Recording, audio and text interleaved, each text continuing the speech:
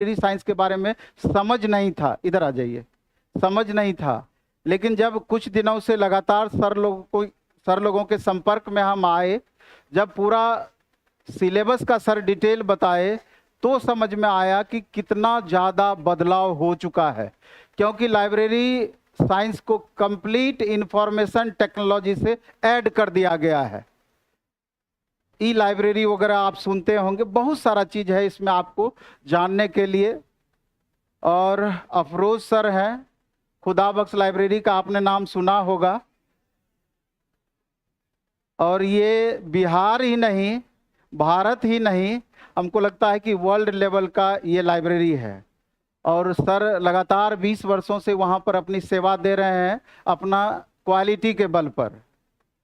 तो हम चाहते हैं कि बारी बारी से सर पहले अपना इंट्रो दें, फिर शुरुआत अफरोज सर ही करेंगे, और अफरोज सर के ही दिशा निर्देशन में, गाइडलाइन में हम लोग कंप्लीट इस सिलेबस को लेकर के आगे बढ़ेंगे।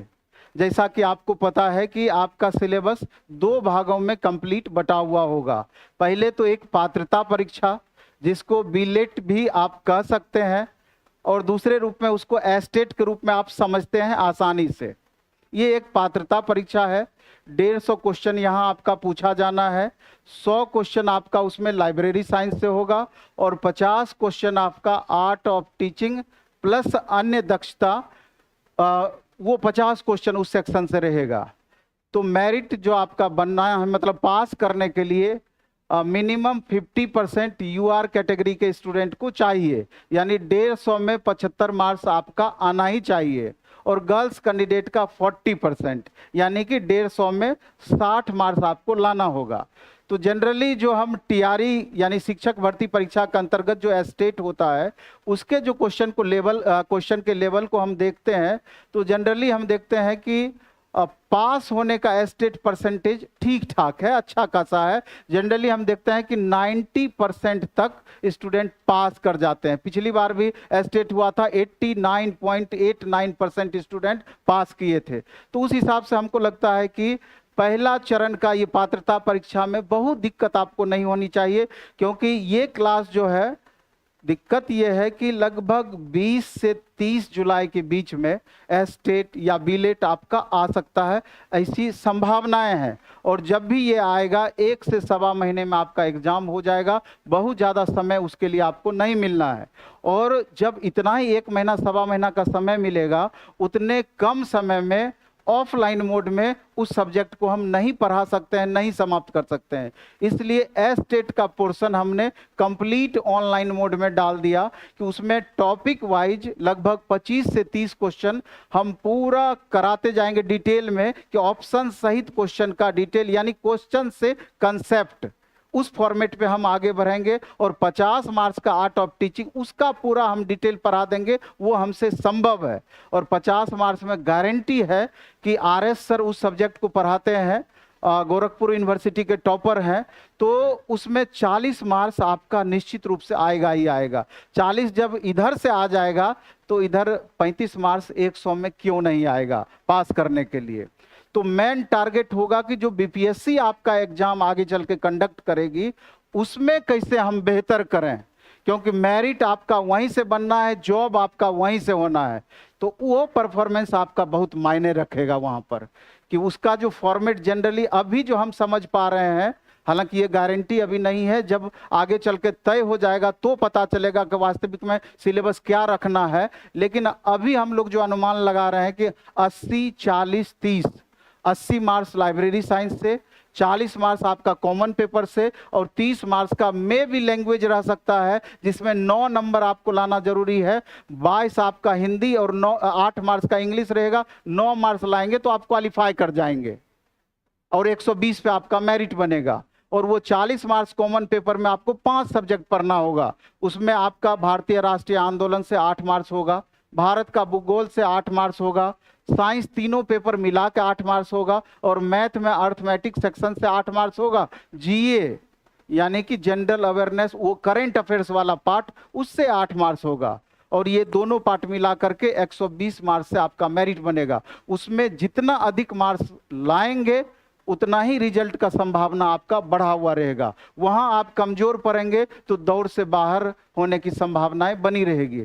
6500 लगभग पोस्ट अभी है, में भी 700 पोस्ट यानी 7200 तक पोस्ट होने की संभावना है। ये आगे पता चलेगा, ये अभी कंफर्म नहीं है, लेकिन 6500 पोस्ट आपका कंफर्म है।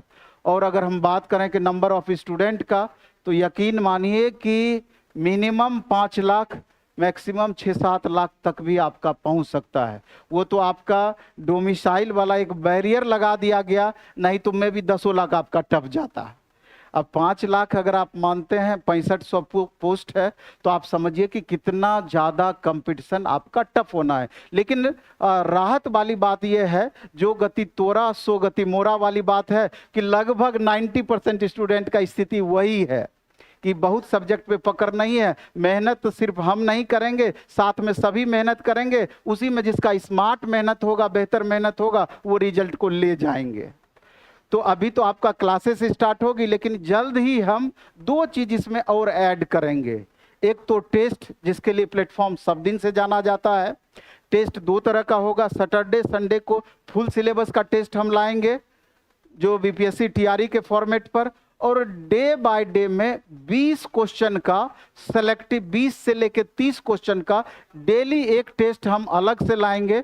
तो समझिए, जो पीछे जस्ट बैठते हैं, हम बताते हैं कि संभावनाएं वहां का बहुत बुरी रहती है, कभी भी उठना आपको पड़ सकता है।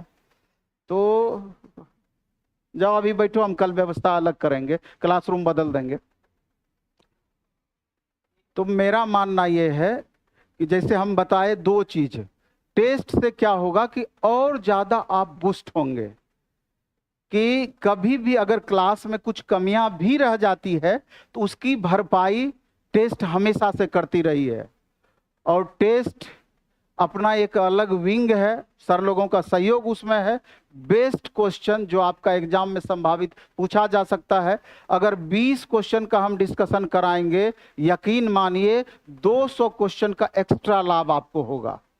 तो 1 सप्ताह से 10 दिन में वो वाला पोर्शन भी इसमें ऐड हो जाएगा डे बाय डे में। जब इतना सारा चीज हम करा देंगे, रिजल्ट कैसे नहीं होगा। तो इसमें भी जब सर अभी लाइब्रेरी साइंस के बारे में आप बताएंगे सर, तो इसमें भी 2 फॉर्मेट आ जाता है। एक तो जो क्लास में सर कराते हैं, और दूसरा लगता है सर एक प्रैक्टिकल वाला पार्ट हो जाता है। जैसा कि सर से बात मेरी हो रही थी, सर उसके बारे में बता रहे थे कि कुछ चीज़ ऐसी होती है कि प्रैक्टिकल वे में ज़्यादा आप समझ पाते हैं। तो ये तो सर लोगों का जिम्मे है, इन बातों को सर क्लियर करेंगे। तो ज़्यादा समय हम नहीं लेंगे आपका, लेकिन हम यही चीज़ जानते हैं कि अभी वैकेंसी का गोल्डन फेज है। खाली बिहार लाइब्रेरियन की ही बात ना करें, बल्कि अन्य वैकेंसी इलेक्शन के कारण ही सही लगातार आप देख रहे हैं। तो 3-4 महीने 5 महीने, दिसंबर से पहले हमको संभावना कम लगता है कि एग्जाम होगा, लेकिन एक वैकेंसी आ जाएगी इलेक्शन से पहले, इसकी गारंटी है। क्योंकि सरकार को भी इसका 100% भुनाना है, इसका लाभ लेना है। तो जो भी आपके पास 4 महीने, 4.5 महीने, 3 महीने का समय है, उसमें अपना बेस्ट देना है, भरपूर मेहनत करना है। अगर 12 घंटा 13 घंटा मेहनत करके अगर हमारा करियर उस ओर शिफ्ट हो जाता है, अगर हमारा गवर्नमेंट जॉब हम प्राप्त कर पाते हैं 3-4 महीने के मेहनत में, अगर आगे का 30 साल 25 साल का लाइफ सिक्योर हो जाता है, तो 3-4 महीने मेहनत में कमी मेरे ख्याल से नहीं करनी चाहिए। और पटना में दूसरा काम क्या है, 12 घंटा 13 घंटा 14 घंटा, शरीर एकदम दुबला हो जाए कोई बात नहीं है, हड्डी खाली रह जाएगा, फिर दोबारा मांस उस पर चढ़ जाएगा, है कि नहीं है। इसलिए मेहनत करेंगे ना, एकदम मेहनत करना है। प्लेटफॉर्म से, पटना से खाली हाथ नहीं लौटेंगे, ये प्रण करके पढ़ाई करना है। चलिए धन्यवाद। बाकी अब सर के जिम्मे हम माइक देते हैं और सर इस कारवां को आगे बढ़ाएंगे। सर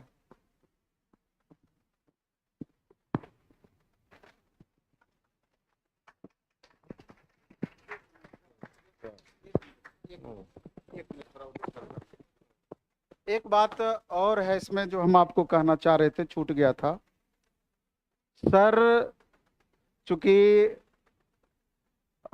जॉब में है तो कुछ नॉर्म भी होता है गवर्नमेंट जॉब का, तो उन चीज़ों को भी ध्यान में रखते हैं। तो सर समझिए कि खाली अपना यहाँ पर आशीर्वाद बनाए हुए हैं और सर के गाइडलाइन में हम लोग आगे लगातार बढ़ेंगे। तो सर के साथ कुछ अपनी एक सीमाएं हैं कि बहुत ज़्यादा सर समय पर्सनली नहीं आपको दे पाएंगे। तो जो सबसे टफ टॉपिक लाइब्रेरी साइंस का होगा, सर के जिम्मे हमने वो चीज़ दिया है।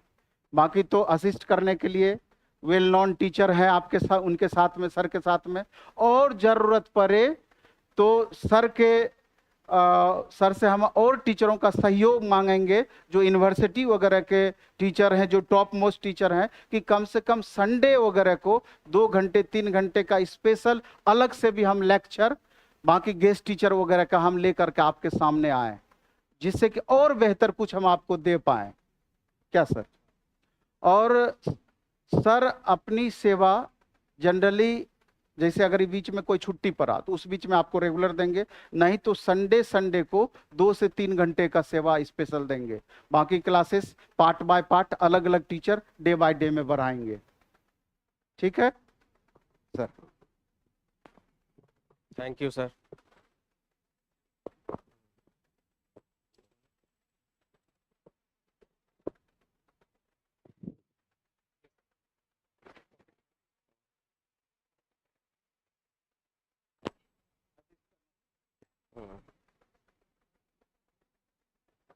हो गया ना?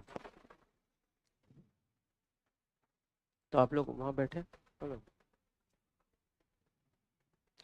नवीन सर ने आप लोगों को सारी बातें बता दी, मेरा इंट्रोडक्शन भी आप लोगों को करवा दिया।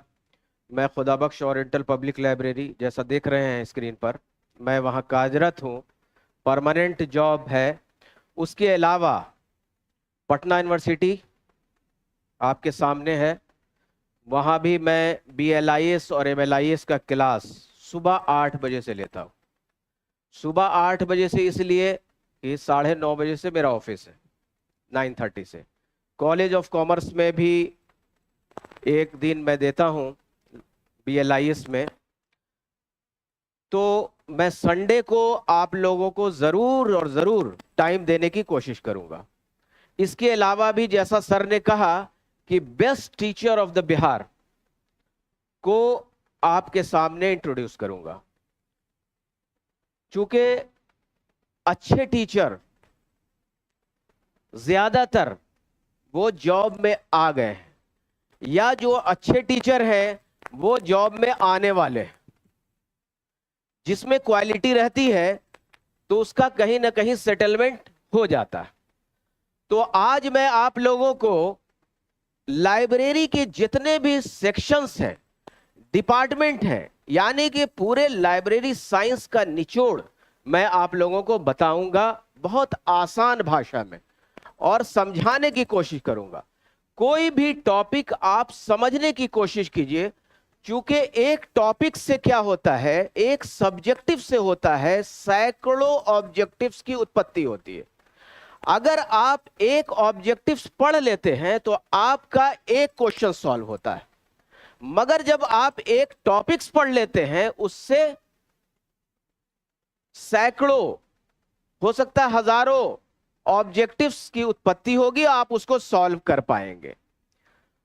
तो आज जो मैंने बनाया है ये नोट्स, सेक्शंस या डिपार्टमेंट इन द लाइब्रेरी,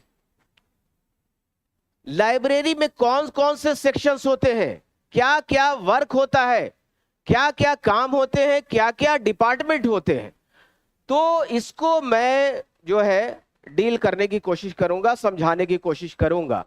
फिर ये जो आपका समरी मैंने बनाया है, एक एक टॉपिक से आपको, जैसे लेंडिंग, रिसर्च, प्रोसेसिंग, ये आपको एक्विजिशन, एक वर्ड दिख रहे हैं, ये जो आपको एक वर्ड दिख रहे हैं, जर्नल, प्रिजर्वेशन, प्रिजर्विंग, तो इससे, इस एक वर्ड से एक किताब लिखा जाएगी। बात समझ में आ रही है?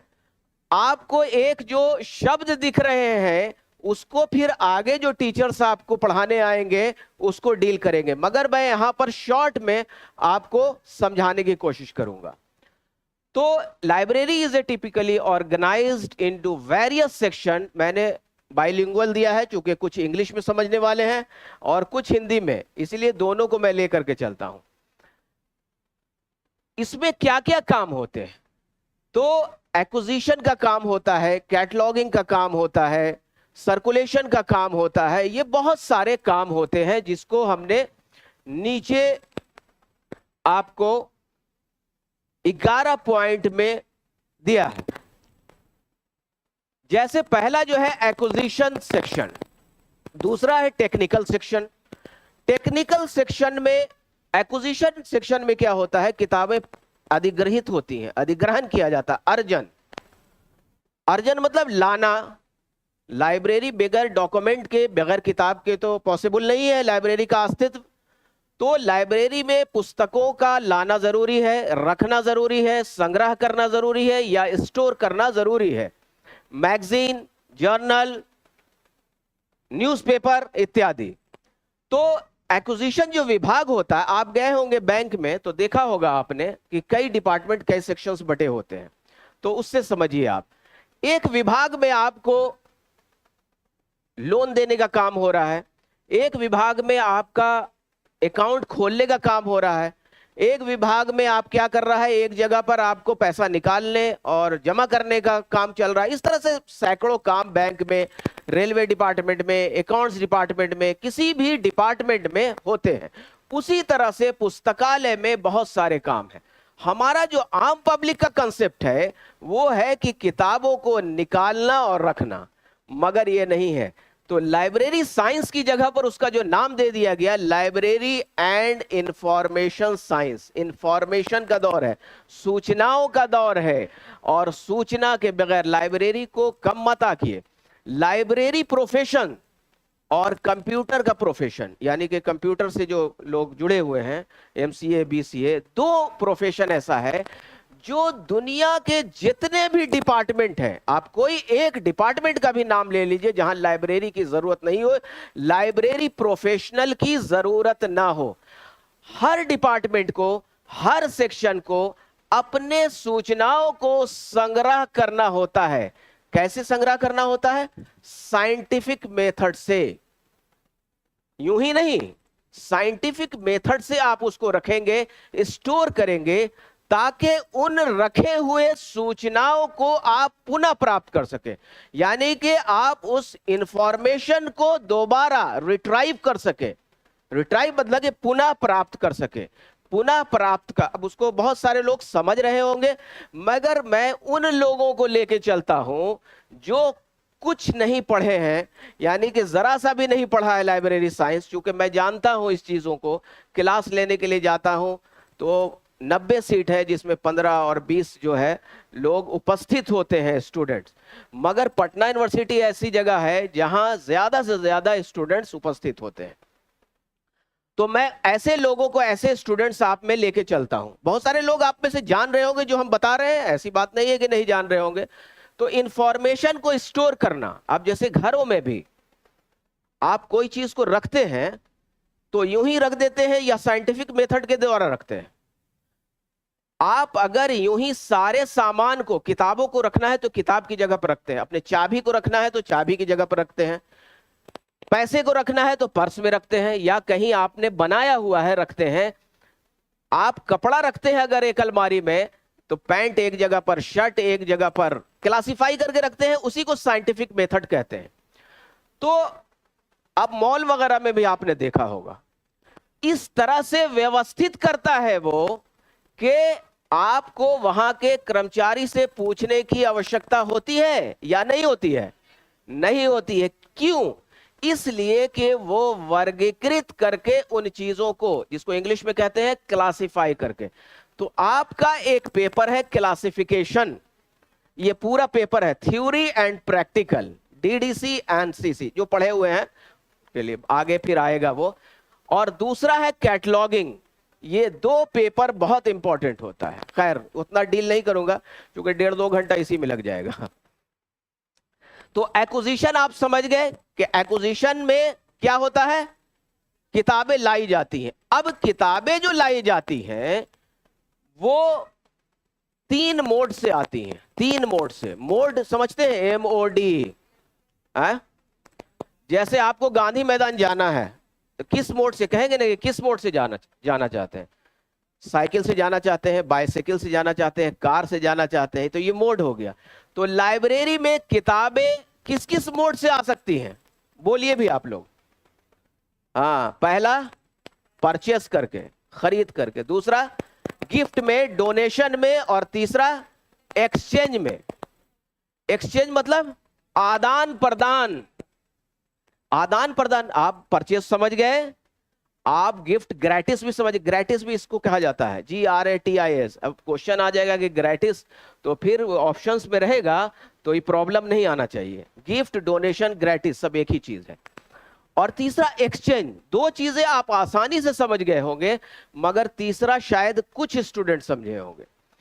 तो तीसरा जो एक्सचेंज होता है, आदान। आपने दूसरी लाइब्रेरी को अपने रीडिंग मटेरियल्स दिए, डॉक्यूमेंट्स दिया, और उसने भी उसके बदले में रीडिंग मटेरियल्स दिए, तो ये आधा। आप हो सकता है किताब दे, तो वो मैन्युस्क्रिप्ट्स की कॉपी दे, वो डिजिटल कॉपी दे, वो अपने यहां से प्रकाशित जर्नल या मैगजीन दे, कुछ भी होता है, मगर एक्सचेंज होगा, आदान प्रदान होगा, है कि नहीं? आप आम जिंदगी में भी अपनी करते हैं, आदान प्रदान करते हैं, है कि नहीं? तो 3 बोर्ड में एक्विजिशन होते हैं। अब इस एक्विजिशन यूं ही नहीं खरीदते थे हम। अपने किताब खरीदना है खुद, तो क्या करेंगे? पैसा पॉकेट में लेंगे, शॉप पर जाएंगे और क्या करेंगे? खरीद लेंगे। मगर किसी भी ऑफिस में कोई चीजें भी खरीदी जाती हैं, तो क्या इसी तरह से स्टाफ खरीदता है? नहीं खरीदता, बल्कि उसके लिए परचेस कमेटी होती है, सुना होगा आप लोगों ने। इसी तरह से पुस्तकालय में बुक सिलेक्शन कमेटी होती है, इसको आगे पढ़ाया जाएगा। बुक सिलेक्शन कमेटी जो होती है, वो ये फैसला करती है कि कौन सी किताब लेनी है और कौन सी किताब नहीं खरीदनी है। चूंकि एक लाइब्रेरियन सारे विषयों का जानकार, थोड़ा थोड़ा जानकारी हर विषय के बारे में होती है, मगर यह है कि कौन सी किताब सही है, पढ़ने योग्य है या नहीं, वो सब्जेक्ट के एक्सपर्ट बताएंगे। तो उस कमेटी में किसको रखा जाता है?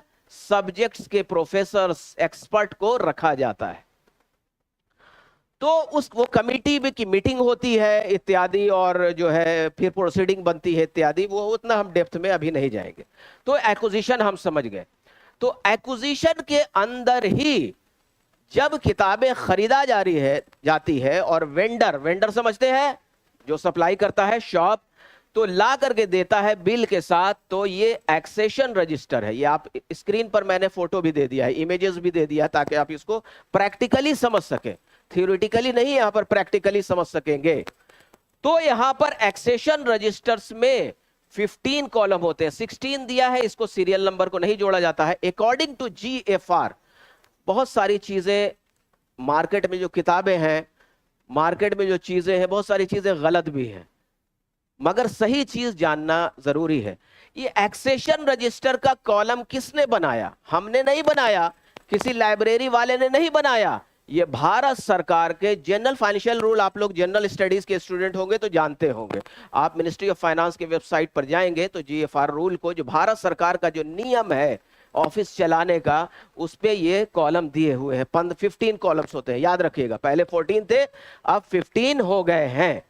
तो ये एक एक्सेशन नंबर जो आप यहां पर देख रहे हैं, एक्सेशन नंबर, ये चीजें जो देख रहे हैं, एक्सेशन नंबर, ये unique number of the book है।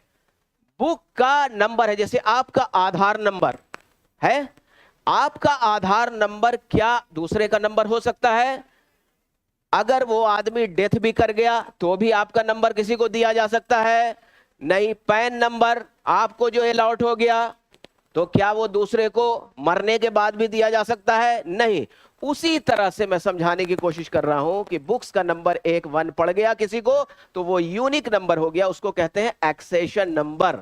परमानेंट रिकॉर्ड रजिस्टर है ये एक्सेशन। आपका कैटलॉग परमानेंट नहीं है, ये परमानेंट, इसी को ऑडिट देखता है, सरकार देखती है। तो ये नंबर, अब किताब डैमेज हो गई, फट गई, फेंका गई, खत्म हो गई, तो वो नंबर दूसरे को अलॉट नहीं किया जाएगा। उसके जगह पर यहां पर रिमार्क्स में लिख दिया जाएगा कि डैमेज हो, वीडेड आउट हो गई, राइट ऑफ, ये सब आगे में। तो अब ये काम जो होता है एक्सेशनिंग का, किताबें एक्विजिशन डिपार्टमेंट में आके रखाती हैं, तो वो एक्सेशनिंग का काम करते हैं खरीदारी करने के बाद, यानी परचेस करना, अधिग्रहण करना, अर्जन करने के बाद हम क्या करते हैं, एक्सेशन रजिस्टर पर एंट्री करते हैं। और एक्सेशन रजिस्टर पर एंट्री करने के बाद, किसी के पास बुक है, बुक किसी के पास भी,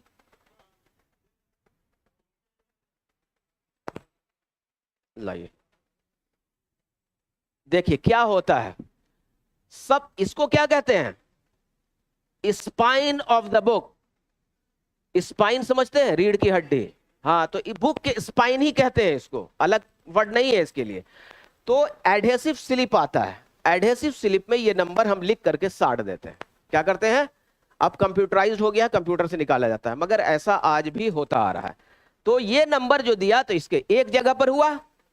दूसरा ये कि back of the title page, इसको क्या कहते हैं, टाइटल पेज, और इसके पीछे वाले को क्या कहते हैं, back of the title page पर भी स्टैंप होता है, और उस स्टैंप पर एक्सेशन एसीसी लिखा हुआ डैश होता है, और डेट होता है, किस डेट में आपने एक्सेशन किया। ये डेट जिस डेट में आपने एक्सेशन किया, वो डेट लिख करके एक्सेशन नंबर देते हैं। तो दो जगह पर लिखाया।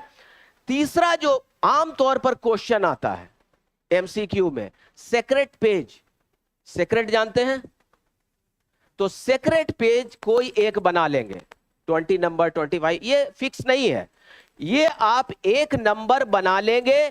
और जैसे 51 पेज नंबर, तो जितनी भी किताबें आपके पुस्तकालय में आएंगी, वो उसी पेज पर मोहर दे करके आप उस पर भी वो नंबर लिखेंगे। 3 जगह हो गया। चौथी जगह जो जहां पर आपका टेक्स्ट खत्म होता है, जैसे यहां पर देखिए आपका टेक्स्ट खत्म हो रहा है, ब्लैंक पेज भी होगा, ब्लैंक पेज नहीं, टेक्स्ट जहां पर खत्म हो रहा है, वहां पे भी स्टैंप दे करके वो एक्सेशन नंबर दिया जाता है। तो इसी को कहते हैं एक्सेशनिंग। 14 columns, title, author, place, publisher, ये सारी चीजें फिल किए गए, और उसका एक्सेशन नंबर 4 चीजों पर, तो ये काम कंप्लीट हो गया। अब ये काम कंप्लीट होने के बाद क्या होगा, अब टेक्निकल सेक्शन में चला जाएगा। टेक्निकल सेक्शन में 4 काम होते हैं, 4 काम। पहला काम जो ये होता है, वो सब्जेक्ट हेडिंग का होता है। ये सब्जेक्ट हेडिंग, किताबें आ गई, जैसे ये इसका विषय क्या है, गुड, आप जान गए, समझ गए कि इसका विषय क्या है।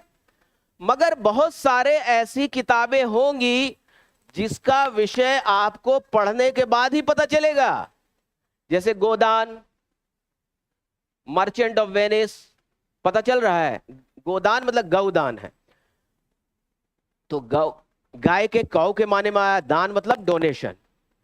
तो क्या यही आपका सब्जेक्ट होगा इस किताब का, क्या होगा, क्या इसका सब्जेक्ट है, हिंदी उपन्यास है, क्या है।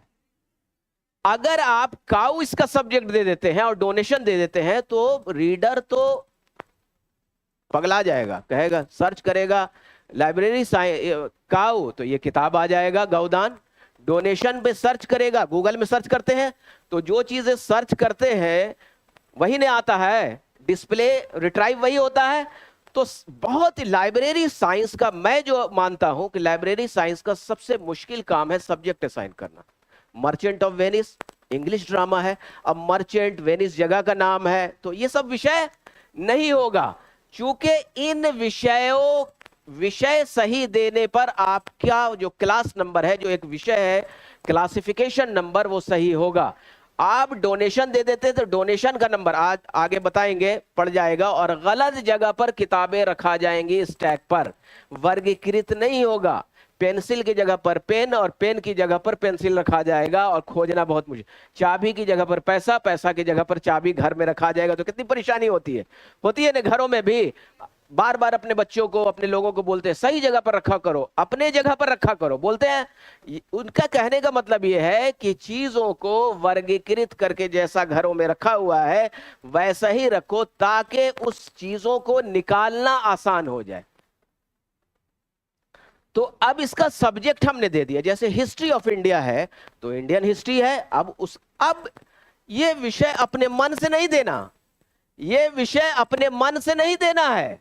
अब एक उपन्यास हिंदी आ गया, अब आप तो जानते हैं कि ये तो नॉवेल है, तो हिंदी नॉवेल नहीं देना। अब किससे देना है? तो एक किताब आपको है जो कैटलॉगिंग सेक्शन में, ये सारे काम किसमें हो रहे हैं? कैटलॉगिंग सेक्शंस में हो रहे हैं।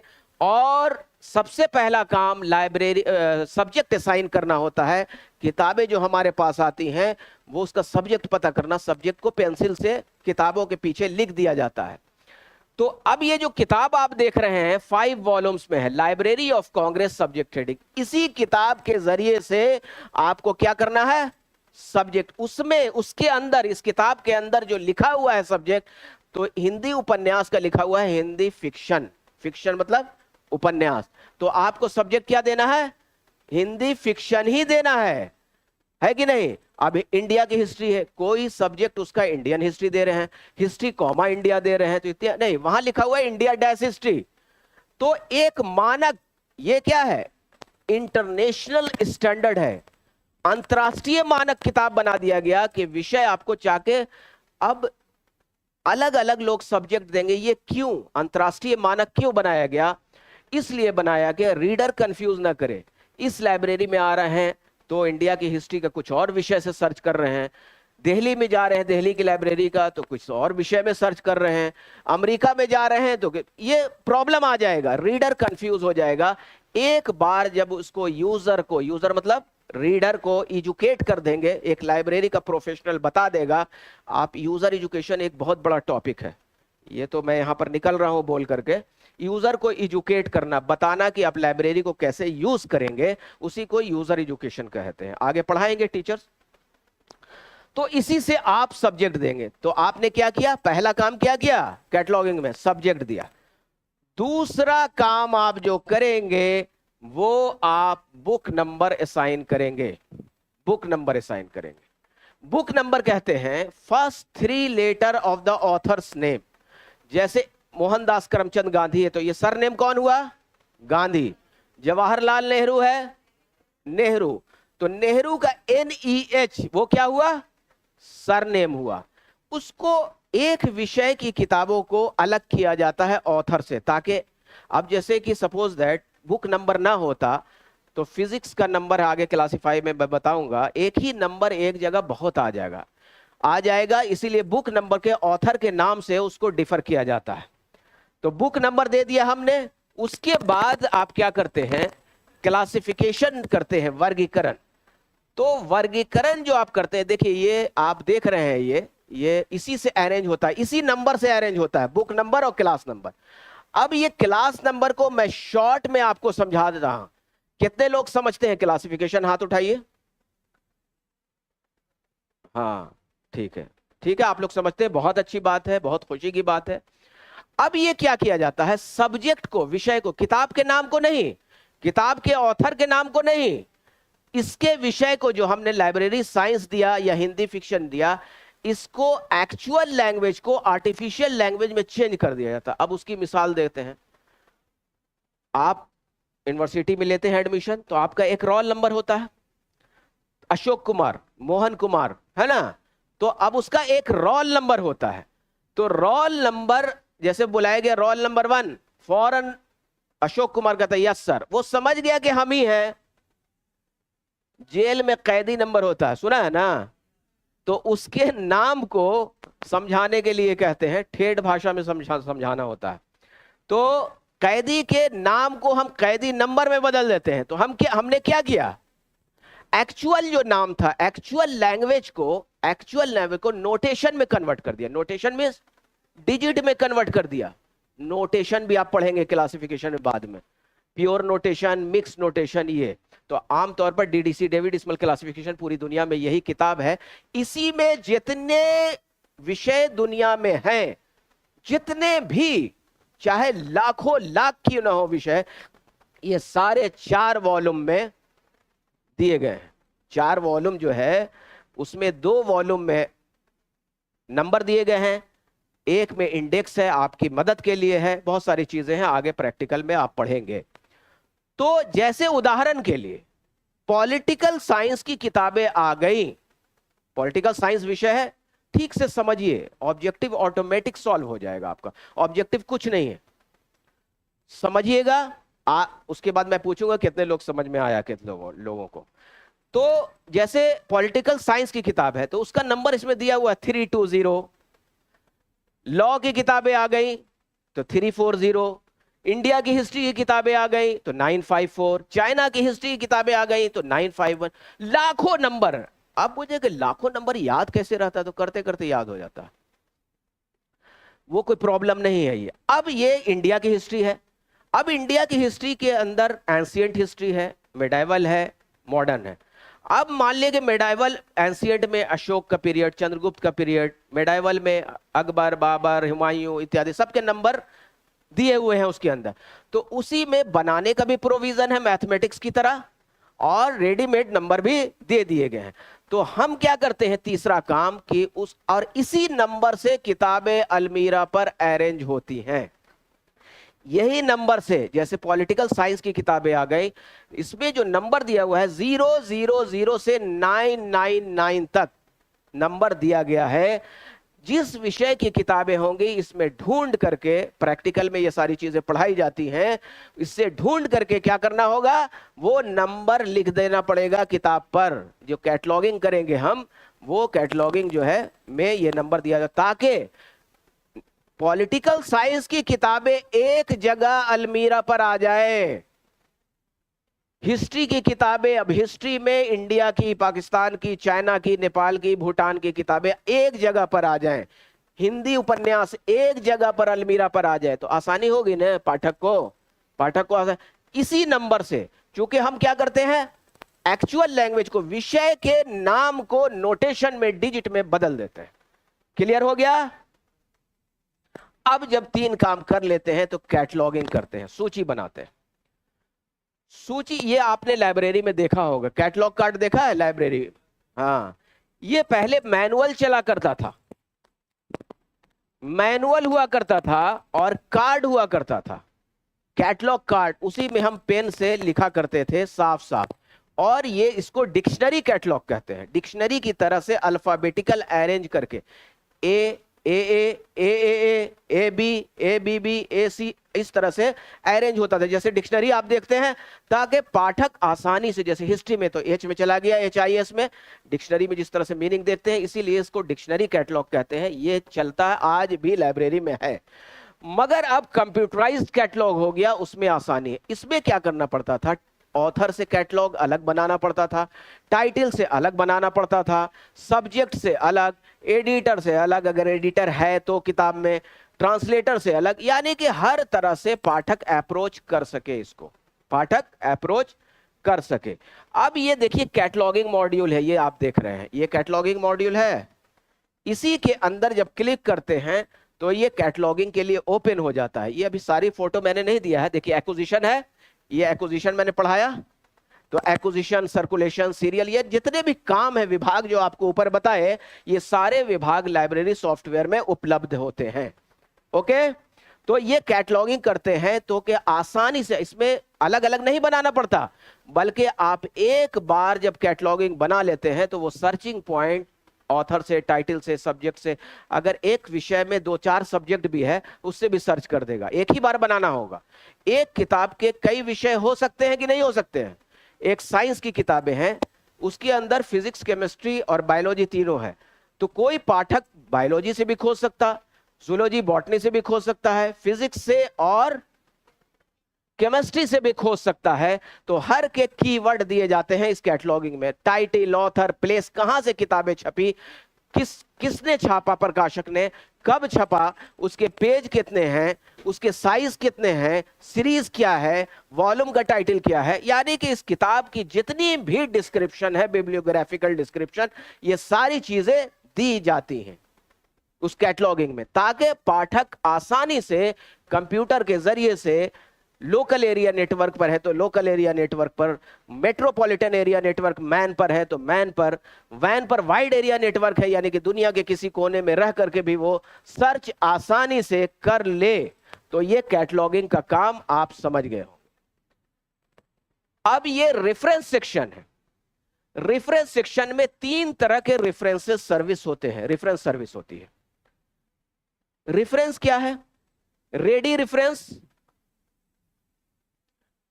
लॉन्ग रेंज और ईमेल रेफरेंस सर्विस। ये जो है जब ईमेल सर्विस आया तब आया, मगर ये 2 पुराने सिलेबस में थे। अगर कोई, अब लाइब्रेरी वो किताब का निकालना और रखना नहीं है, आप इंफॉर्मेशन सेंटर हैं और एक लाइब्रेरी प्रोफेशनल्स क्या है बोलिए, शांत रहिए। दुनिया में जितने भी प्रोफेशंस हैं सबका गाइड होता है, चाहे फिजिक्स वाले हो, चाहे केमिस्ट्री वाले हो, बायोटेक्नोलॉजी वाले हो, पीएचडी करने वाले हो, लीडर हो, प्रोफेसर हो, डॉक्टर हो, सबका गाइड होता है। इतना इंपॉर्टेंट है। लाइब्रेरी में जाता है एक पीएचडी करने वाला किसी भी विषय का, कहता है कि सर ही करके बात करता है, चाहे कितना ही बड़ा मिनिस्टर क्यों ना हो, वो आपको सर करके बात करेगा, चाहे गवर्नर और चीफ मिनिस्टर क्यों ना हो। और वो क्या करता है, शोधार्थी जो होता है वो कहता है कि इस टॉपिक पर मुझे चाहिए मटेरियल। एक लाइब्रेरियन अपने इंडेक्स से यानी कि अपने कैटलॉग से हर तरह के अप्रोचेस के द्वारा ढूंढ करके उसको किताबें और मटेरियल्स प्रोवाइड करता है। हर का गाइड होता है। वो इंफॉर्मेशन देना काम है, किताब देना काम नहीं है। किताब तो इंफॉर्मेशन उसी में है, मगर कोई जरूरी नहीं है कि बुक्स में इंफॉर्मेशन हो। डिजिटल कंटेंट्स है, पीडीएफ है, मैगजीन है, जर्नल है, ये सारे में ढूंढ करके उसको तो हर का गाइड हुआ। और थेसिस लिखने वाले उस आदमी का नाम भी अपने थेसिस में लिखते हैं। देखा होगा कि भाई इन्होंने इस लाइब्रेरी में मदद की। और आपको लाइब्रेरी में जब थेसिस करने वाले लाइब्रेरी में पढ़ने आते हैं तो कहते ये हैं कि सर हमने 4 रोज पढ़ा है, इसके सर्टिफिकेट दे दीजिए, इसके बगैर थेसिस पूरा नहीं होगा। जानते हैं आप लोग, सब लोग, ये तो छोटी छोटी चीजें हैं। उसके बगैर थेसिस मेरा नहीं आगे प्रोसीड होगा। तो वो सर्टिफिकेट लाइब्रेरी देती है कि इन्होंने 4 रोज 5 रोज 1 महीना आके पढ़ा है, यहाँ स्टडी किया, रिसर्च किया है। तो कितना इंपॉर्टेंस है। एक लाइब्रेरियन अब नाम नहीं रहा, ये तो बिहार गवर्नमेंट की हुई है, इंफॉर्मेशन साइंटिस्ट, इंफॉर्मेशन ऑफिसर, ये नाम बदल गया बाहर। और भारत सरकार ने भी बदल दिया ये लाइब्रेरियन नाम, भारत सरकार ने बदल करके डीआरडीओ हुआ, आईसीएमआर हुआ, बैंक हुआ, रेलवे हुआ, मीडिया हुआ, कॉलेज, यूनिवर्सिटी, स्कूल, हर जगह लाइब्रेरी प्रोफेशनल्स। क्या कुछ पूछ? हाँ, डिफेंस में डीआरडीओ है ना। तो बहुत सारे स्टूडेंट्स वहां चले गए हमारे। तो इस तरह से हर प्रोफेशन वाले को, हर इंस्टीट्यूशंस को, हर ऑर्गेनाइजेशन को इंफॉर्मेशन को स्टोर करने के लिए इस प्रोफेशन वाले को रखना जरूरी है। किसी को डीवीडी अरेंज करना, किसी को सीडी, किसी को कैसेट्स। मीडिया में नहीं जरूरत है, मीडिया में भी है, सब में जरूरत है। तो इस तरह से आपको जो है, हाँ मैं ये बता रहा था रेडी रेफरेंस। कोई आता है कि सर ये इंफॉर्मेशन चाहिए, अगर वो लाइब्रेरी रेफरेंस सेक्शन में अगर उसको वो इंफॉर्मेशन पता है तो वो फौरन जब बता देता है उसको, किसको, अपने यूजर को, जो उसने सवाल पूछा है, तो उसको कहते हैं रेडी रेफरेंस सर्विस। क्या पूछता है? कहा जाता है रेडी, फौरन। मगर उसको नहीं पता, कहा कि आप 2 घंटे के बाद आइए, कल आइए, परसों आइए, 4 घंटे के बाद आइए, तो वो क्या हो गया? Long range reference service. Email क्या है? ईमेल से भी सवाल पूछ देते हैं। तो दिन भर तो लाइब्रेरी प्रोफेशनल का उसी में लगा रहता है। अब बहुत आसान हो गया। लाइब्रेरी प्रोफेशनल बहुत मामूली प्रोफेशन नहीं है, ये जान लीजिए आप लोग। अपने आप को, अपने इंपॉर्टेंस को बताना होगा सरकार को। बताया गया ना, एसोसिएशन ने काम किया, बताया, तब ने हुआ, न तो निकलने वाला था। बहुत सड़क पर लोग मार्च किया, ये किया, बहुत मेहनत किया, तब निकला है ये सारी चीजें, है कि नहीं? तो बहुत लोग जानते होंगे, आप लोग जुड़े हुए भी होंगे एसोसिएशन से। तो अब ईमेल के जरिए से एक क्लिक में मोबाइल से तो आपने सवाल पूछ लिया कि बताइए इस टॉपिक पर किस पीरियोडिकल में निकला है, और उसकी मुझे डिजिटल कॉपी उपलब्ध करा दीजिए। आपको 5 सेकंड या 1 मिनट लगा आपको लिखने में। मगर उस लाइब्रेरी प्रोफेशनल को क्या हाल होगा? वो मंगाएगा 2-4 किताब, मैगजीन मंगाएगा, उसको ढूंढेगा, है ना, फ्लैप लगाएगा कि यहाँ पर इंफॉर्मेशन है, फिर उसको जवाब देगा। जवाब देने के बाद इसमें भी साथ देगा, इसमें डिजिटल कॉपी अगर चाहिए तो आप इतना पैसा मुझे लाइब्रेरी के अकाउंट में जमा कीजिए, क्योंकि फ्री ऑफ कॉस्ट नहीं मिलता है। अब भारत सरकार ने बहुत महंगा कर दिया है डिजिटल कॉपी, जेरोक्स कॉपी, सारी चीजें, क्योंकि उसको रिसोर्स पैदा करना, इनकम। तो ये ईमेल रेफरेंस सर्विस हो गया, समझ गए? कोई दिक्कत किसी को? हाँ। अब सर्कुलेशन सेक्शन, जिसको लेंडिंग सेक्शन भी कहते हैं, ये क्या है? अब ये बहुत सारे काम होते हैं। Managing user account registration. अब कोई पाठक आता है कि हम आपके लाइब्रेरी में मेंबर बनना चाहते हैं। क्यों मेंबर बनना चाहते हैं? आप आके बैठ के पढ़िए। बैठ के पढ़ने के लिए वहां रीडिंग रूम में कोई चार्ज नहीं लगता, कहीं कहीं चार्ज भी लगता है, मगर आमतौर पर सरकार में चार्ज नहीं लगता है बैठ के पढ़ने के लिए। मगर जब किताब इशू करके घर ले जाना है, बोरो करके, बोरो मीन्स उधार लेकर, बोरोअर भी कहते हैं, रीडर को, पाठक को कई नामों से बुलाया जाता है, यूजर, विजिटर, बोरोअर, है ना, कई नामों से बदल जाता है। ट्विस्ट करके क्वेश्चन आता है, अब आप समझ नहीं पाते हैं उसको, तो कंफ्यूज हो जाते हैं। तो ये जो आपका है वो रजिस्ट्रेशन करना, जैसे बैंक में पैसा जमा करना है तो यूं ही कर देंगे, आप अकाउंट खुलवाएंगे ना, तो इसी तरह से अकाउंट खुलवाने की तरह आप वहां का मेंबर में रजिस्ट्रेशन करते हैं, आप मेंबर बनते हैं, तो आपको एक कार्ड प्रोवाइड किया जाता है फोटो के साथ। तो ये रजिस्ट्रेशन का काम पहला। दूसरा, किताबों को इशू करने का, डॉक्यूमेंट मतलब परलेख, बुक्स के बहुत डॉक्यूमेंट का हिंदी होता परलेख। परलेख में हो गया, उसके अंदर किताबें भी आ गई, मैगजीन भी आ गया, मैन्युस्क्रिप्ट, पांडुलिपि भी आ गया, है ना, पेपर भी आ गया, सब डॉक्यूमेंट है, जितना भी सारा डॉक्यूमेंट। हाँ, तो उसको अपने नियम के अनुसार, अब किसी लाइब्रेरी का नियम है कि हम 2 किताब एट ए टाइम इशू करेंगे, 1 महीना के लिए करेंगे, 15 दिन के लिए करेंगे, तो ये अपने उसके नियम है, इसका कोई रूल रेगुलेशन लाइब्रेरी साइंस में नहीं है। तो इशू करने का काम, रिटर्न मतलब जो इशू करके वो ले गया है किताब, उसको वापस जब देता है तो वापस लेने का काम। तीसरा, रीन्यू कहते हैं कि अगर वो 15 दिन का जो नियम है उसके अंदर वो अपनी किताबों को नहीं पढ़ सका, तो 15 दिन के लिए और कहता है कि फिर से इशू कर दीजिए। तो इसको इशू नहीं कहते, उसको क्या कहते हैं? रीन्यू कहते हैं। रिजर्व, अब ये रिजर्व क्या है? रिजर्व ये है कि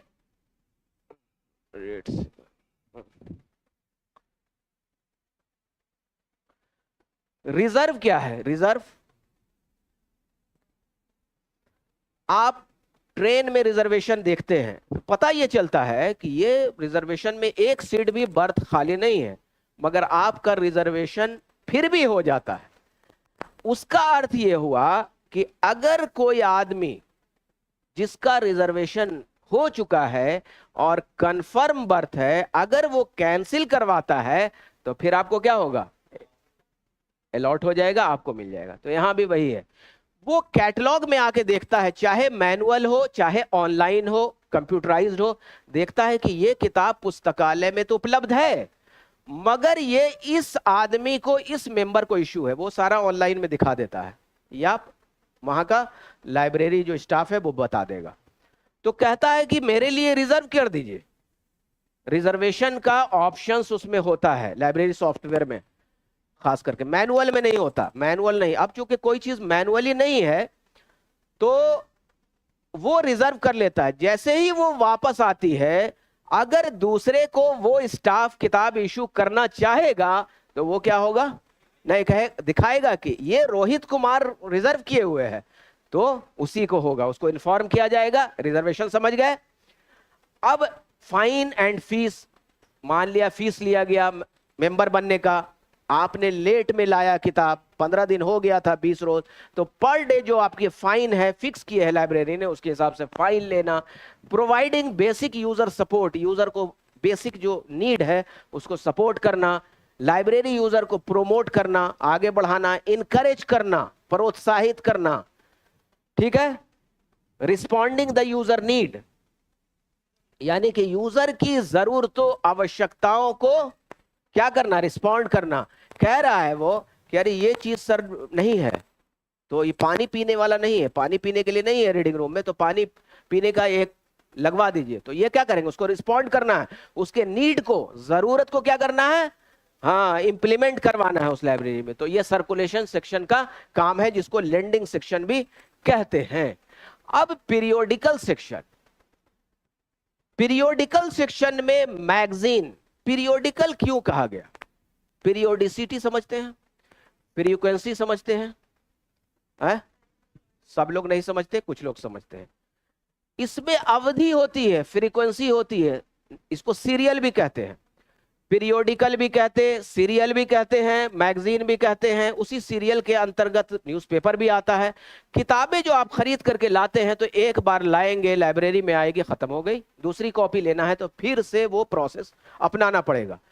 मगर इसमें फ्रीक्वेंसी, पीरियोडिसिटी, अवधि, कोई मैगजीन या न्यूज़पेपर डेली निकल रहा है, कोई वीकली निकल रहा है, कोई मंथली है, कोई क्वार्टरली है, कोई फोर्टनाइटली है, हाफ ईयरली है, ईयरली है। तो ये सारी चीजें इसको कहते हैं पीरियोडिसिटी, फ्रीक्वेंसी, अवधि। तो इसीलिए इसको पीरियोडिकल कहते हैं। तो इस जगह पर, इस विभाग में क्या होता, ये सारे चीजें आती हैं, यानी कि जर्नल, जर्नल कहते हैं। दोनों में फर्क समझ लीजिए, जर्नल मैगजीन और जर्नल में, इसमें बराबर इंटरव्यू में जाइएगा तो पूछेगा लाइब्रेरियन के। तो किसी खास विषय पर जब आपका कोई मैगजीन होगा तो उसे क्या कहेंगे, जर्नल कहेंगे, जर्नल ऑफ लाइब्रेरी साइंस। तो उसमें सिर्फ लाइब्रेरी साइंस से रिलेटेड आर्टिकल्स होंगे, याद रखेंगे, लाइब्रेरी साइंस से रिलेटेड सिर्फ आर्टिकल्स होंगे। लाइब्रेरी ऑफ सोशल साइंस तो सिर्फ सोशल साइंस से रिलेटेड आर्टिकल होंगे। तो मगर यह है कि प्रतियोगिता दर्पण, इंडिया टुडे, इसमें स्पोर्ट्स भी है, पॉलिटिक्स भी है, इलेक्शन भी है, सोशल साइंस भी है, तो इसको हम जर्नल नहीं कहेंगे, नहीं कहेंगे। तो उस सेक्शंस में ये सारी चीजें देखिए, ये आप देख रहे हैं कि मैगजीन रखने का ये डिस्प्ले बॉक्स होता है, न्यूज़पेपर रखने के लिए ये सारी चीजें होती है, मैंने ये दे दिया है। तो इस सेक्शन में इन सबों का काम किया जाता है। अब इंडेक्सिंग क्या है,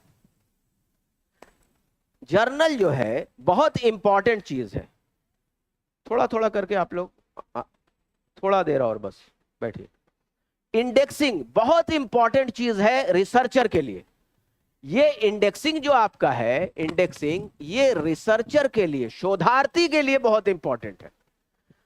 अब उसकी मिसाल हम आपको आम लैंग्वेज में समझाने के लिए बताते हैं। ऐसे हम किताबी भाषा में जब समझाने लगेंगे, पढ़िएगा, 10 रोज में पढ़िएगा तो समझ में नहीं आएगा। और कोई टीचर भी अगर ठेठ किताबी भाषा में पढ़ाएगा तो समझ में नहीं आएगा इंडेक्सिंग क्या है। अब जैसे कि इसमें भी होगा, ये जो किसकी किताब है, अमित किशोर की किताब, हाँ, इसमें भी होगा इंडेक्सिंग, तो पढ़ करके देखिएगा आप जरा, तो इसको ठीक से समझिएगा। इंडेक्सिंग आगे जो क्लास होगा उसमें आप लोगों को मदद मिलेगी। अब आपसे पूछे कि, इनसे पूछा कि बताइए विशाल मेगा मार्ट कहां पर है, तो इन्होंने जवाब दिया फ्रेजर रोड में। उसी तरह से एक शोधार्थी आता है आपके पास, पूछता है, ये है कि बताइए डिजिटाइजेशन पर, digitization of books in India topics पर हम शोध कर रहे हैं, रिसर्च कर रहे हैं, इसमें कोई जर्नल में कुछ आर्टिकल वगैरह निकला है, तो कहेगा कि हेराल्ड ऑफ लाइब्रेरी साइंस में निकला है।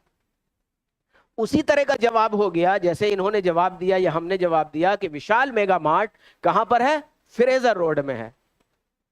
अब ये हेराल्ड ऑफ लाइब्रेरी साइंस 60-70 साल से निकल रहा है, मंथली निकल रहा है, वो तो पगला जाएगा, वो पूरा निकालेगा, पूरा हॉल में ढूंढ करके, अब एक एक पेज पलट रहा है, प्रॉब्लम आएगा। कैटलॉग तो बना हुआ है हेराल्ड ऑफ लाइब्रेरी साइंस, जनवरी का, जून का, फिर वो तो खोज लेगा, तो सब मंगा लेगा। अब फिर इन्होंने, इनसे पूछा हमने कि बताइए विशाल मेगा मार्ट कहां पर है, तो इन्होंने जवाब दिया कि आप सीधे 3 किलोमीटर गांधी मैदान चले जाइए, सीधे 3.2 किलोमीटर, मतलब 2 भी लगा दिया, एग्जैक्ट नापा हुआ है इनका। और फिर जाकर के राइट साइड आप मुड़ जाएंगे, आधा किलोमीटर, है ना, आधा किलोमीटर 500 मीटर हुआ, है ना। उसके बाद फिर राइट साइड मुड़िएगा तो आप इतना मीटर चलिएगा, फिर राइट साइड मुड़िएगा तो इतना मीटर चलिएगा, फिर राइट साइड सीधे चले जाइएगा तो आप 100 मीटर या 200 मीटर चलिएगा तो रोड ही पर जो है विशाल मेगा पार्ट है। अब दूसरा लाइब्रेरी में आता है, कहता है कि बताइए digital library, digitization of books in India पर टॉपिक्स पर मुझे चाहिए। तो वो अब जवाब देता है इन्हीं की तरह, कहता है कि हेराल्ड ऑफ लाइब्रेरी साइंस 2005 साल 2005 के जनवरी के वॉल्यूम नंबर 50 में इशू नंबर 1 में और पेज नंबर इतना पर उपलब्ध है। तो इन्हीं की तरह जवाब हुआ कि नहीं? तो वो क्या करेगा, पिन पॉइंट इंफॉर्मेशन पर पहुंचा देने को हम क्या कहते हैं, इंडेक्सिंग। आप देखा होगा किताब उताब के पीछे इंडेक्स दिया रहता है, वो वर्ड वो पेज तक पहुंचा देता है, आपको मेहनत नहीं करनी पड़ती, पीछे दिया रहता है ना। तो इसी को हम इंडेक्सिंग, शॉर्ट में मैंने समझा दिया, प्री कोऑर्डिनेट, पोस्ट कोऑर्डिनेट, बहुत तरह की इंडेक्सिंग है, ठीक है ना। तो कैटलॉग भी एक तरह का इंडेक्स है, मगर शॉर्ट में आपको बता देगा कि प्रतियोगिता दर्पण है जनवरी का, इंडिया टुडे है 1 से 7 का, मगर ये नहीं बताएगा कि उसके अंदर कहां पर पेज नंबर पर कौन टॉपिक है। न्यूज़पेपर में क्या होता है कि न्यूज क्लिपिंग भी एक वर्ड होता है, इसी इंडेक्सिंग में होता है, इंडेक्सिंग सेक्शन में। मैंने नहीं लिखा, भूल गया था, लिख दे। तो न्यूज क्लिपिंग का भी यही काम किया जाता है, बीच में लेख होते हैं, आर्टिकल्स होते हैं ना, तो आर्टिकल्स को क्या करता है कि वो एग्जैक्ट इस पेपर में, इस वॉल्यूम नंबर, इस इशू नंबर, इस डेट, ये साल, ये पेज नंबर पर उपलब्ध है, उसको कहते हैं न्यूज पेपर। जब पेपर का करेंगे तो उसको कहते हैं न्यूज क्लिपिंग, न्यूज क्लिपिंग। तो ये इंडेक्सिंग का काम है, इसके बारे में थोड़ा सा मैंने लिख दिया है, बस यूं ही। स्टैक, जहां किताबें रखी जाती है, 2 तरह के एक्सेस दिए जाते हैं, 2 प्रकार के एक्सेस रीडर को दिए जाते हैं। पहला होता है ओपन एक्सेस और दूसरा होता है क्लोज एक्सेस। रीडर को स्टैक तक डायरेक्ट पहुंच बनाता है जो लाइब्रेरी, यानी अपने से जा करके आप किताब ढूंढ करके लीजिए और पढ़िए और जगह पर रख दीजिए। तो उसके बहुत सारी हानि थी, नुकसानात थे, यानी कि बहुत ज्यादा। रीडर क्या करता था, सबसे ज्यादा जो नुकसान पहुंचाता है वो कीटाणु नहीं पहुंचाता, चूहा नहीं पहुंचाता, रैट है ना, नमी नहीं पहुंचाती, पानी नहीं पहुंचा, सबसे ज्यादा रीडर पहुंचाता है। पेज को फाड़ लेगा, आप जगह से बेजगह रख देगा, अपना सेल्फ मतलब कि इंटरेस्ट में। तो फिर वो चीजें आमतौर पर खत्म की जाने लगी। तो स्टैक तक आप जो किताबें देखिए अरेंज करके किस वाइज रखा हुआ है, क्लास नंबर वाइज और बुक नंबर वाइज। किताबें जो स्टिकर लगी हुई हैं, 3 चीजें उसमें रहती हैं, एक्सेशन नंबर जो मैंने बताया, दूसरा क्लास नंबर जो मैंने बताया कि फिजिक्स का नंबर 530 होगा, केमिस्ट्री का नंबर 540 होगा। तो अब जितनी भी किताबें केमिस्ट्री की आएंगी उसका नंबर कितना पड़ेगा, 540। फिजिक्स की जितनी किताबें आएंगी उसका 530, मैथमेटिक्स का 510, हिस्ट्री वगैरह का इत्यादि बताया। अब उसका नंबर जब पड़ रहा है तो उसकी जगह पर छोड़ दिया जाता है, तो वहीं पर आके वो किताबें रखा जाती है। एक जगह एक प्रकार की, एक विषय की किताबें होती हैं। तो ये स्टैक अब क्या होने लगा, ये भी स्टैक देख रहे हैं और ये भी स्टैक देख रहे हैं, 2 तरह के स्टैक देख रहे हैं। तो ये स्टैक आमतौर पर अभी बिहार में है, इस तरह के स्टैक शायद IIT पटना में है, खुदाबख्श लाइब्रेरी में है। चूंकि ये कॉम्पैक्टर का, जगह की कमी हर लाइब्रेरी को, सबसे ज्यादा जो प्रॉब्लम किसी देश का है जगह की कमी, तो लाइब्रेरी को भी जगह की कमी है कि नहीं, ग्रोइंग ने है। 5 लॉज आप लोगों ने पढ़ा होगा, पढ़ाएंगे लोग। तो बढ़ती हुई संस्था, हर चीज बढ़ेगी, घटेगी नहीं। तो बढ़ेगी तो जगह कहां से लाएंगे किताब रखने के लिए, तो कॉम्पैक्टर आने लगा। ये क्लास नंबर वाइज है, याद रखेंगे, एक्सेशन नंबर वाइज नहीं है। तो ये रेल की पटरी होती है नीचे नीचे, और वो इस तरह से घुमाएंगे तो आपको इस अलमारी में चाहिए तो घुमा करके आप क्या करेंगे, इधर कर देंगे, उससे किताब निकाल लेंगे। तो सटा सटा सारा कॉम्पैक्टर कहलाता है, गोदरेज कंपनी का आता है। तो इस तरह से आपको स्टैक पर किताबें रखी जाती हैं। किताबें ऐसा नहीं कि रीडिंग रूम में रख दी जाती है, किताबें स्टैक पर रहती हैं। कुछ रेफरेंस की किताबें, संदर्भ पुस्तक, रेफरेंस बुक, जैसे डिक्शनरी, इंसाइक्लोपीडिया, हैंडबुक, मैनुअल, ये सब क्या है, रेफरेंस की किताबें हैं। तो रेफरेंस की किताबें आपको कहां रखी जाती हैं, रीडिंग रूम में कुछ रख दी जाती हैं, बाकी सब वहीं से निकाल के। क्लोज एक्सेस सिस्टम है तो पाठक कैटलॉग को देख करके उसमें से नंबर नोट करता है। कौन सा number? Class number, book number और एक्सेशन नंबर, तीनों एक डिमांड स्लिप होती है, उस पर लिख करके देता है और स्टाफ अपने प्यून से, अटेंडेंट से मंगा करके देता है। उसे हम क्लोज एक्सेस सिस्टम कहते हैं। और पाठक कैटलॉग में देखने के बाद खुद जाके किताब निकालता है स्टैक पर और ला करके रखता है, तो उसे हम क्या कहते हैं? Open access system. तो ये चीजें आप लोग समझ गए होंगे। तो ये स्टैक होता है। अब कंप्यूटर सेक्शंस होते हैं, जिसमें अगर कंप्यूटराइज्ड, कुछ कंप्यूटर तो रीडर्स को दे दिए जाते हैं डिजिटल फॉर्म में है, अगर तो पढ़ने के लिए, कैटलॉग देखने के लिए। मगर जो असल कंप्यूटर सेक्शन होता है उसमें सर्वर रखे जाते हैं। सर्वर समझते हैं आप लोग, सब लोग? हाँ, हम लोग ऑनलाइन कोई चीज सर्च करते हैं तो कहीं उसका डेटा स्टोर है, मुंबई में हो, दिल्ली में हो, कहीं हेड ऑफिस में स्टोर रहता है, वैन वाइड एरिया नेटवर्क पर है वो। तो सर्वर से वो क्या करता है? एक्सेस करता है। कई कंप्यूटर, कई reader at a time access करेंगे और उसमें जो है सारा काम वो करेंगे। अब ये प्रिजर्वेशन और कंजर्वेशन सेक्शन क्या है? दो वर्ड आपको मैंने बताया, लिखा हुआ देख रहे हैं, प्रिजर्वेशन और कंजर्वेशन। प्रिजर्वेशन मतलब कि बचाव। जैसे आपको कहा जाए कि कोरोना आने वाला है, तो आप क्या करते हैं?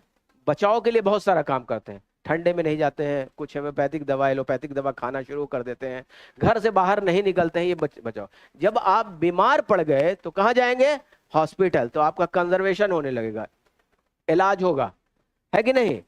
तो ये बाज़ाब्ता पूरा लैब होता है, बहुत बड़ा। देख रहे हैं आपको लैब, देखिए ये लैब है, पूरा ट्रीटमेंट होता है। यानी कि जिस तरह से इंसान का ट्रीटमेंट के लिए हॉस्पिटल है, तो लाइब्रेरी में भी एक हॉस्पिटल होता है और उसके लिए प्रिजर्वेशन केमिस्ट अलग से रखे जाते हैं, उसकी अलग पढ़ाई होती है पीएचडी तक। तो एक एक पॉइंट देखा होगा आपने कि ये जो पेज है ये आपको ब्रिटल हो जाता है। ब्रिटल मतलब मोड़िएगा तो टूट जाता है, देखा है? सब लोगों ने देखा है टूटते हुए। एसिडिटी आ जाती है तो उसमें भी आती है और उसको डी एसिडिफिकेशन किया जाता है। तो ये सारे प्रिजर्वेशन केमिस्ट करते हैं। इसकी भी पढ़ाई पहले बीएलआईएस में हुआ करती थी, मगर अब सिलेबस से हटा दिया है। इग्नो में इलेक्टिव पेपर रखा है, आप चुन सकते हैं उसको। तो अब जब आप उसको केमिकल में, चूने पानी में, बड़े बड़े ट्रे होते हैं, एक एक पेज को खोल करके डाल देंगे, उसको सुखाएंगे ब्लॉटिंग पेपर पर, टिश्यू पेपर से फिर ये करेंगे, तो फिर उसी तरह से मुलायम हो जाता है वो पेपर। क्या होता है फिर उसे मैन्युस्क्रिप्ट्स का खास करके उसको, वो ट्रीटमेंट हुआ। मगर उसको बचाव के लिए आप एसी लगाते हैं। इंसान के लिए एसी लगे या ना लगे, मगर यह है कि लाइब्रेरी में किताब के लिए, मैन्युस्क्रिप्ट के लिए एसी जरूरी है, उतना डिग्री टेम्परेचर, ये जान लीजिए। पर्दा लगाते हैं, रोशनी ज्यादा नहीं, धूप की रोशनी नहीं पड़े। हर हफ्ते छिड़काव होता है, कीटाणु नहीं उस पर ये आ जाए, है ना? ये सारी चीजें प्रिजर्वेशन और कंजर्वेशन में, दोनों में फर्क आप समझ गए होंगे, क्लियर हो गया? अभी ये पूरा एक पेपर है प्रिजर्वेशन और कंजर्वेशन, ये मोटी किताब लिखा जाएगी, शॉर्ट में मैंने बता दिया। अब रीप्रोग्राफी सेक्शन, ये क्या देख रहे हैं आप? जेरोक्स मशीन है। रीप्रोग्राफी में क्या किया जाता है कि उस विभाग में जब रीडिंग रूम में पाठक आता है पढ़ने के लिए, वो कहता है कि नहीं, ये जो 4 पेज मेरे लिए इंपॉर्टेंट है, इसको 4 पेज का जेरोक्स चाहिए, 4 पेज का जेरोक्स चाहिए। तो वो एप्लीकेशन देता है, या एप्लीकेशन फॉर्म होगा तो उससे भरवाते हैं, फिल करवाते हैं, और करवाने के बाद क्या करते हैं कि उसका जो चार्जेस है, अगर फ्री ऑफ कॉस्ट है तो फ्री ऑफ कॉस्ट प्रोवाइड करते हैं, चार्ज है तो चार्ज ले करके वो हम किताब को एप्लीकेशन लगाकर हम उस सेक्शन में भेज देते हैं कि आप 4 पेज जेरोक्स करके भेज। तो रीप्रोग्राफी सेक्शन में जो स्टाफ होता है वो जेरोक्स करके वहां पर रीडिंग सेक्शन में, या जो सेक्शन बना हुआ है वहां पर लाकर देता है और उसको हम वो प्रोवाइड कर देते हैं। तो डिजिटल फॉर्म भी प्रोवाइड करते हैं। कहता है कि नहीं, अब ईमेल आ गया कि मुझे इस किताब का 10 पेज नंबर से लेके 100 पेज नंबर तक डिजिटल कॉपी देगी। अब आपका चार्ज 10 रुपए पेज है, तो 10 रुपए के हिसाब से उससे बैंक में पैसा मंगवाया और पीडीएफ फॉर्म में स्कैन करवाने के बाद वो ईमेल के जरिए से अटैच करके फाइल भेज दिया। तो वो क्या हो गया? रीप्रोग्राफी सेक्शन का काम है। तो अब पहले जीरोक्स हुआ करता था, उससे पहले माइक्रोफिल्म बनाकर, माइक्रोफिश बनाकर, ये देखा होगा पहले आपने, फोटो जो खींचा जाता था तो रील हुआ करता था। तो उसी तरह से जो आप अपना फोटो खींच लेते हैं किताब का, कहीं भी जाते हैं, तो क्या था पहले माइक्रोफिल्म और माइक्रोफिश बनाया जाता था, और वो माइक्रोफिल्म जो पढ़ा जाता था, माइक्रोफिल्म रीडर हुआ करता था। अब वो सब जमाना चला गया, अब रील जो है पूरा फोटो खींचा जाता था तो डार्क रूम में ले जाके उसकी सफाई की जाती थी, ये सब प्रोसेस था। मगर उसके बारे में भी जानना चाहिए कि लाइब्रेरी में जब डिजिटाइजेशन नहीं था, डिजिटल फॉर्म में नहीं था, फोटो खींचते हैं तो डिजिटल फॉर्म में वो कन्वर्ट हो जाता है, तो ये चीजें की जाती थी। रिप्रोग्राफी में प्रोवाइड किया जाता है किसको? यूजर को। हमारा जो विजिटर है, चाहे वो मैन आकर के ले, चाहे ऑनलाइन मंगवाए, तो ये रिप्रोग्राफी सेक्शन है। अब डिजिटाइजेशन सेक्शन बाजाब्ता बन गया है रेयर डॉक्यूमेंट को। रेयर मींस दुर्लभ, मतलब जो अब नहीं है। 1800 की किताब छपी हुई है, 1400 की हैंड रिटन है ना, लिखी हुई है, तो पत्ते पर लिखी हुई है, पत्थर पर लिखी हुई है, चमड़े पर लिखा हुआ है, कागज पर लिखा। कागज का तो इजाद बहुत पहले हो गया था। तो ऐसे ऐसे है। अब जैसे जैसे कि सपोज दैट अशोक का मोहर है उस पर, है ना, अकबर का साइन है, अकबर का लिखा हुआ है, तो कितना इंपॉर्टेंट होगा। ये किसी देश की धरोहर होती है, और ये आने वाली पीढ़ी के लिए महफूज करके, यानी कि प्रिजर्व करके इसको रखा जाता है। तो रखने के लिए तो बार बार हैंडल जब कर रहा है वो पाठक, आ रहा शोधार्थी से रिसर्च करके, जैसे खुदाबख्श ओरिएंटल पब्लिक लाइब्रेरी किसके लिए मशहूर है? मैन्युस्क्रिप्ट के लिए, पांडुलिपि के लिए। यहाँ लोकल जितने नहीं होते हैं, बाहर के रीडर होते हैं, इंग्लैंड, अमेरिका, फलाना, ये सब के अंग्रेज लोग आते हैं और उस पर रिसर्च करके चले जाते हैं वो, और इंग्लिश में किताब जो है पब्लिश करवा देते हैं, है कि नहीं? तो इंपॉर्टेंट है। एशिया की सबसे बड़ी लाइब्रेरी है भारत सरकार की। इस पर भी हो सकता है आप लोगों को क्वेश्चन आ जाए, आता है ना, जनरल में तो आता ही है। तो इसको प्रिजर्व करके कैसे रखेंगे? बार बार हैंडल करने से वो कागज तो बर्बाद हो रहा है, तो उसको डिजिटाइज करते हैं एक एक पेज। तो डिजिटाइजेशन प्रोसेस होता है, ऐसा नहीं कि सिर्फ स्कैन कर दिया। तो स्कैन, अब तो ओसीआर आ गया है, ये सिस्टम आ गया, पहले नहीं था ओसीआर सिस्टम, ये आप लोग जानते होंगे। खैर, तो डिजिटाइजेशन प्रोसेस होता है, डिजिटाइजेशन प्रोसेस।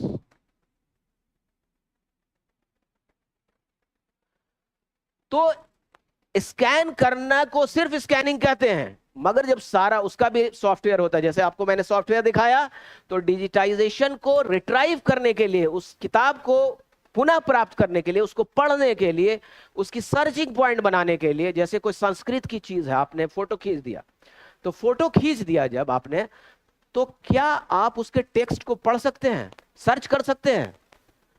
आप कोई फोटो किताब का खींचते हैं तो उसके टेक्स्ट को, उस फाइल का नाम जब रख देंगे, जैसे बायोडाटा बनाया, बायोडाटा हाथ से लिखा, सॉरी बनाया नहीं, पीडीएफ नहीं है, एमएस वर्ड नहीं है, हैंड रिटन है, और आपने उसका फाइल का नाम रखा मोहन बायोडाटा, अपना नाम दिया, बायोडाटा दिया, तो उस नाम से तो आप सर्च कर सकते हैं। मगर उसके अंदर जो आपने स्कैन करके जो 1 पेज या 2 पेज या 100 पेज है, उसको सर्च कर सकते हैं? नहीं। तो उसके लिए मेटा डेटा इत्यादि बनाया जाता है, पीडीएफ बनाया जाता है, इंपोर्ट किया जाता है, सर्चिंग पॉइंट बनाई जाती है पढ़ पढ़ के। तो संस्कृत का जानकार होना चाहिए वो, ऐसा नहीं कि संस्कृत का नॉलेज नहीं है वो मेटा डेटा बना देगा। Data about data is Meta data, यानी सर्चिंग पॉइंट बनाना। अब ओसीआर आ गया है तो उसको सर्च भी कर लेता है, इंग्लिश का खास करके।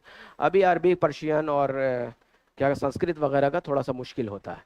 तो अंदर की चीजों को सर्च कर लेना, तो ये आपका डिजिटाइजेशन है जो बहुत तेजी से काम हो रहा है। डिजिटाइजेशन, डिजिटल इंडिया भारत सरकार बना रही है, और यही काम भारत सरकार कंटिन्यू कर रही है। अब आ जाएगा कौन कर रहा है भाई? भारत सरकार डायरेक्ट नहीं कर रही है, कौन कर रहा है, कौन पार्ट कर रहा है, कौन बड़ी कर रही है, कौन कौन लोग कर रहे हैं डिजिटाइजेशन? पूरे इंडिया की लाइब्रेरी को एक जगह पर ला करके, एक प्लेटफॉर्म पर, डिजिटल इंडिया पर, वर्चुअल लाइब्रेरी पर कौन कर रहा है? तो इग्नो कर रहा है मिल करके, मिनिस्ट्री ऑफ कल्चर कर रही है, और आईआईटी मुंबई कर रहा है। ये सब क्वेश्चन आता है, तो हाँ, ये सारे मिल करके लोग डिजिटाइजेशन और कैटलॉगिंग एक प्लेटफॉर्म पर ला रहे हैं।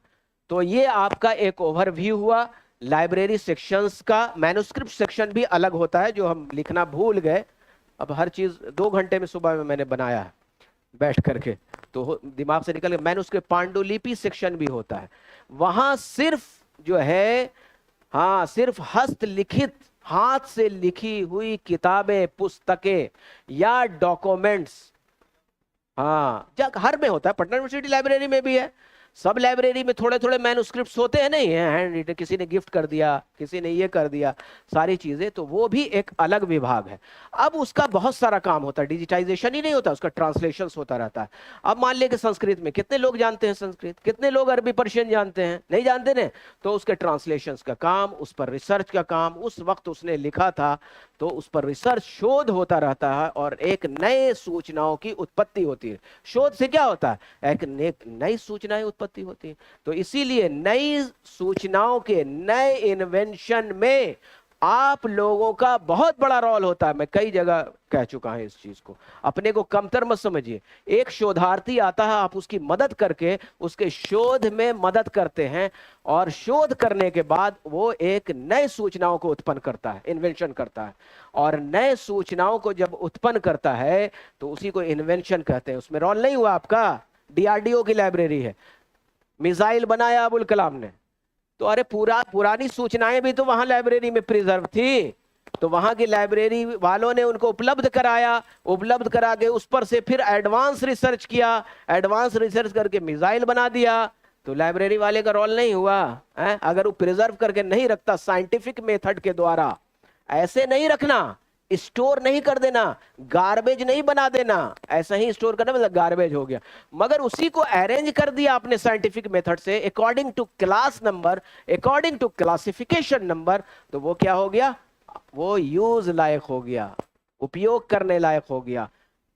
दुनिया के हर कोने से उस इंफॉर्मेशन को पाने के लिए, देखने के लिए, रिसर्च करने के लिए लोग आएंगे, और आप उसे आसानी से उपलब्ध करा लेंगे, वरना आप ही की रखी हुई चीज आपको नहीं मिलेगी, मिलेगी आप ही को नहीं मिलेगी।